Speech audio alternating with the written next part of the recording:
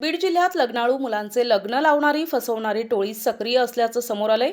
या प्रकरणात 2 गुन्हे दाखल झाले असून 7 जणांच्या टोळक्याला पोलिसांनी अटक केली आहे। आष्टी तालुक्यातील अंभोरा पोलीस ठाणे आणि वडवणी पोलीस ठाण्यात हे गुन्हे दाखल झालेत। आष्टी तालुक्यातील कारखेल बुद्रुक येथे एका मुलाचा विवाह जुळत नसल्यानं काही जणांनी मध्यस्थी केली। त्यासाठी मुलाच्या कुटुंबानं जवळपास मध्यस्थी व्यक्तींना 5.5 लाख रुपये देऊ केले। मात्र पैसे देऊन देखील नवविवाहित पत्नीसोबत राहत नाही ही बाब लक्षात येताच फसवणुकीचा प्रकार समोर आलाय आणि वरबापाच्या फिर्यादीवरून अंभोरा पोलीस ठाण्यात गुन्हा दाखल करण्यात आलाय। तर आठवड्याभरात असाच काहीसा दुसरा प्रकार वडवणी पोलीस ठाणे हद्दीत ऊसतोड कामगारासोबत झाल्याचं समोर आलंय। लग्नासाठी ऊसतोड कामगार मुलानं 3 लाख रुपये दिले, परंतु लग्नानंतर 2च दिवसात नवविवाहितेनं धूम ठोकली। या प्रकरणात पोलिसांनी 4 जणांना अटक केली आहे। दरम्यान नागरिकांची खात्री करूनच लग्न जुळवावं असं आवाहन बीड पोलिसांनी केलंय।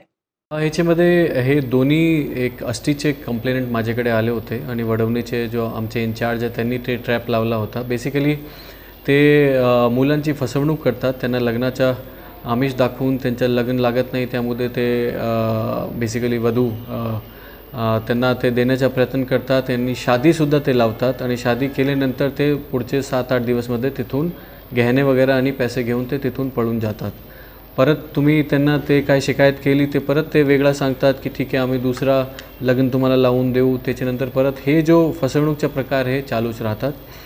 आष्टीच्या बाबतीत कंप्लेंट आमच्याकडे आले होते, आम्ही ते ट्रॅप लावला होता आणि तो जो टोळी आहे त्याला आम्ही त्याच्यामध्ये गुन्हा दाखल करून त्यांना अटक केलेला आहे। त्याचबरोबर वडवणीचा सुद्धा तेच विषय होता। तो ह्याच्या बाबतीत पोलिसांकडून एक आव्हान लोकांना हेच आहे की लग्न हे तुमच्या आयुष्यात एकच वेळे असते, तो त्यामुळे तुम्ही पूर्ण सूझबूझ करून पूर्ण खात्री करूनच तुम्ही त्याच्यामध्ये इन्वॉल्व राहायला पाहिजे।